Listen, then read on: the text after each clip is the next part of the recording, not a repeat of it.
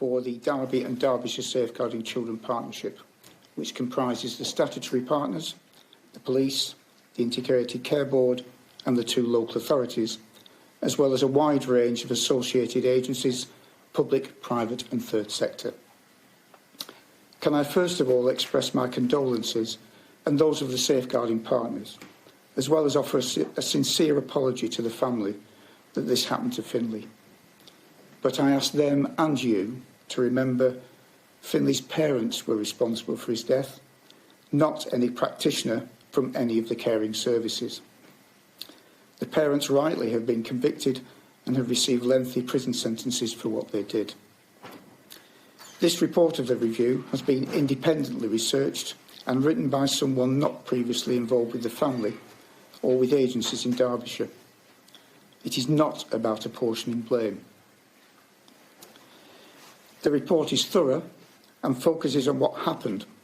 It acknowledges the necessary changes and improvements already made to systems and practices, takes account of additional information arising from the criminal trial, and makes recommendations to ensure that all these are embedded for the future.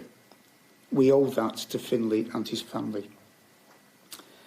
The report acknowledges that there were significant mitigating circumstances in the period leading up to Finley's death: the COVID lockdowns, the very restricted access, unfamiliar working circumstances and remote meetings, and parental dishonesty and disengagement.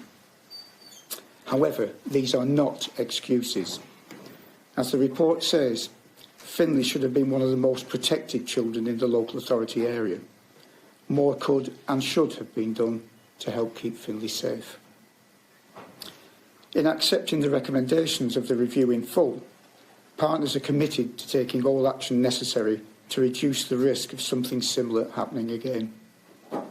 Many of these changes have been implemented already. Parental assessments is now a dedicated team working to a regionally developed assessment framework. Court proceedings is now greater clarity within and between relevant agencies guiding their decision making. Improved information sharing and engagement between the agency practitioners, and a major strategy keeping babies safe has been developed. There's greater practical involvement of all relevant agencies, and management oversight has been embedded to include reflective casework. And robust actions have been taken in relation to recruitment and mandatory training for all relevant practitioners. In the case of the local authority, the positive impact of these actions has been verified separately and independently by a very recent inspection by Ofsted in November 2023, which was published in January of this year. The role of the Safeguarding Children Partnership is to scrutinise what is in place and identify clear evidence that all these actions are fully implemented and maintained into the future. In doing so, agencies will continue to rely on the vigilance and reporting of members of the public, as safeguarding is everyone's business. We owe that to Finley.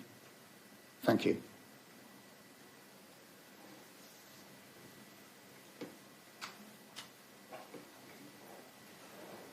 Would it be possible to read the last paragraph again for us, just so we can get some extra shots?